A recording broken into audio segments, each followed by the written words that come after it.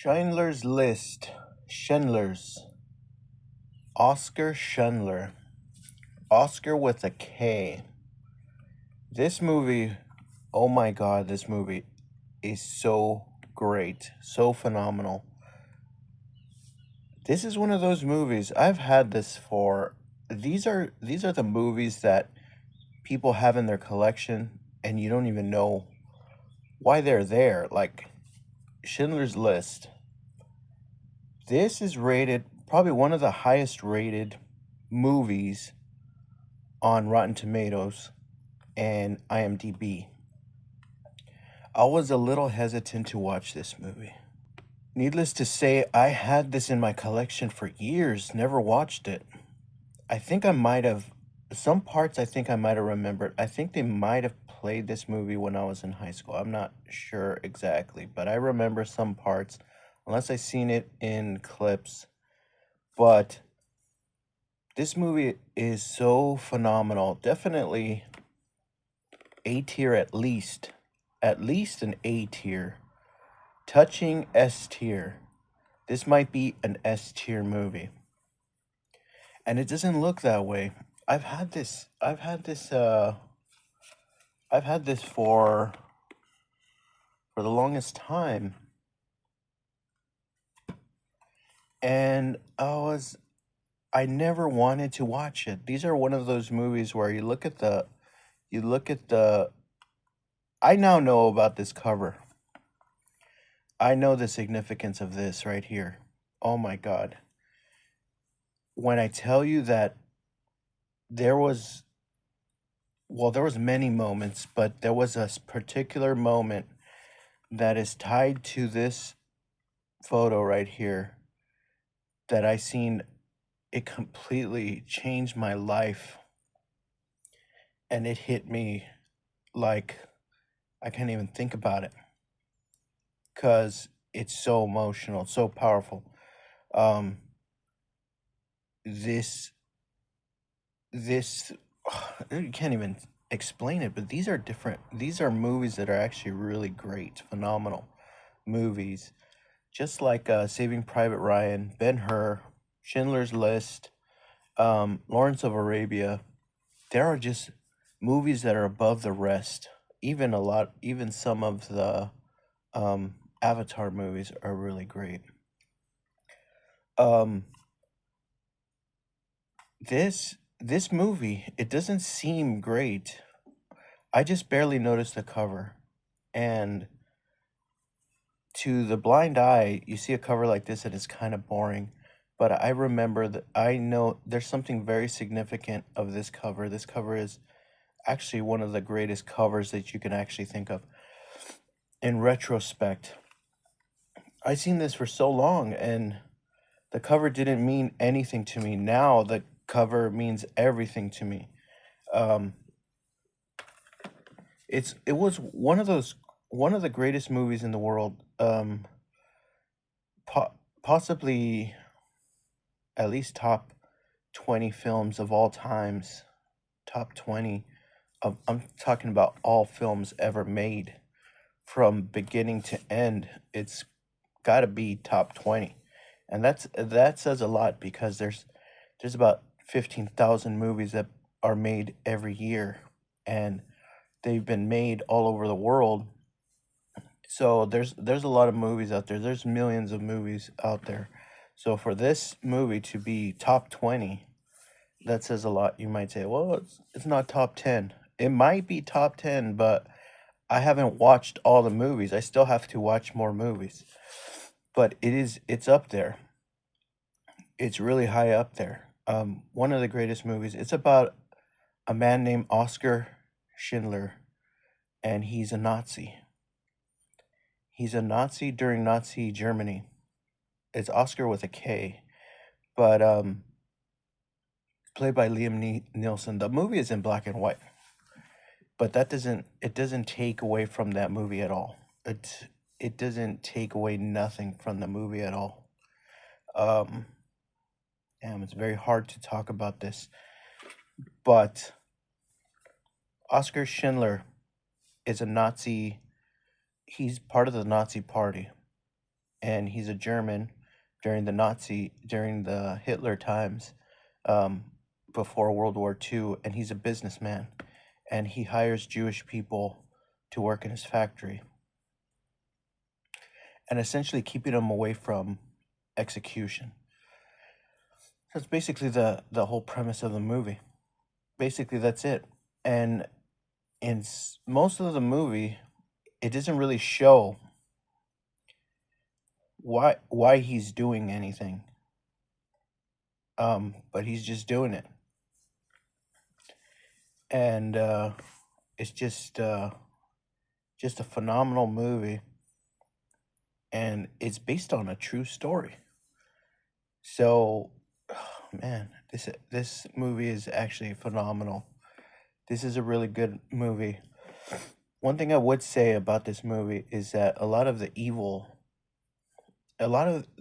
thing I was saying the most when I was watching this movie is how could people be so complicit?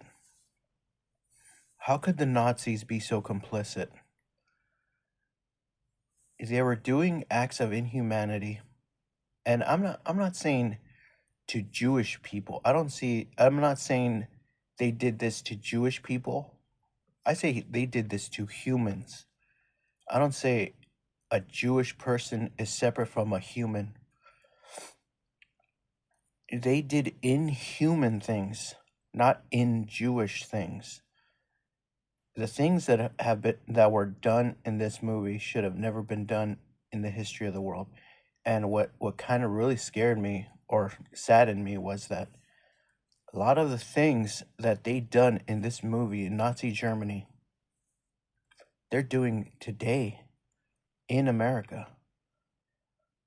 Unless you don't know, um, everything the Nazis did to the Jewish people, it was legal. It was legal. They were legally executed. There was policies that they were passing to execute these Jewish people. All this stuff was done with legislation. So a Jewish person by law had to tell a German that they were Jewish. That was legislation. That was policy. And they had all these laws that were inhumane and tyrannical that should have never been laws before. And that shows you that laws, just because something is a law, doesn't mean it's humane, doesn't mean it's right. Law is not the definition of humanity or humanism. Everything the Nazis did to the Jewish people, it was legal. Executing them was legal. There were policies and they voted to do all these things legally. So doing things legally doesn't necessarily mean it's humane or it's right. So I've seen a lot of the complicity, a lot of the people that were complicit with the law. The Nazis that killed the Jewish people, the ones that just followed orders, they were complicit with the Nazi law. And they didn't, in their mind, they didn't care whether it was humane or not. They were just following orders. And there's a big lesson to be learned there. Just because something is a law, if it's inhumane, you should not be complicit. Because at the end of all of that, all the Nazis were tried. All the ones that they caught were tried. So if you're doing something that is legal but is inhumane, you're doing something that is wrong that you should not do. You should not be complicit to an inhumane law. And a lot of the time in the movie, I was also thinking, why didn't the Jewish people fight back?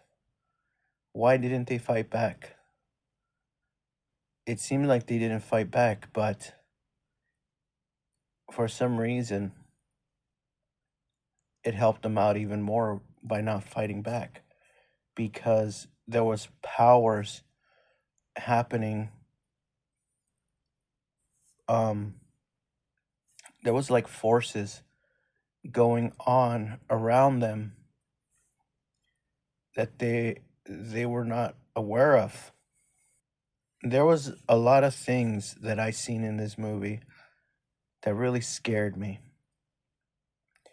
It shows mainly like a Nazi general, or not even a general, but just like a Nazi officer, just a low-ranking Nazi, and the horrible things he was doing. Just the most heinous acts that you could possibly think of. And I thought he was the most evilest person in the movie. But when I realized that that guy, that Nazi that was doing those horrendous acts, was not the most evil person in the movie and not the most evil Nazi in the movie, there were higher ups that were higher than him that were even more evil and more inhumane. And the most inhumane person, which was Hitler, was not even in the movie. So the most inhumane person that's ordering all these things is not even mentioned in this movie. And he's in the shadows. And that's kind of how religiously, that's kind of how good and evil works. You never see the devil, you never see God, but their forces are working in the world. You never see the face of them, but these evil things are happening, and there's good things that are happening at the same time. You never actually see God or the devil. Now, I'm not that religious anymore, but you could see kind of like the religion in it. You could see the forces of good and evil. They don't show their faces. They might show faces, little glimpse of their faces here and there through people, but the real force of good and the real force of evil, they do not show their true faces. You can never see them. You don't know the exact face of them. So it was a crazy movie. It was phenomenal. It was over 3 hours long. Um, the movie in this is one disc, but it flips over. One side is on one side, and then you gotta flip it over, and the other side is on the other side. The movie is in black and white. Liam Neeson is in it.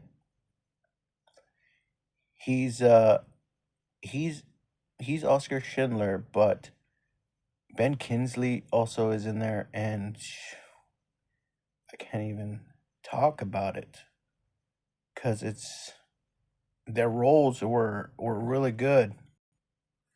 The acting by Ben Kingsley and by everybody else was really phenomenal, to the little children too.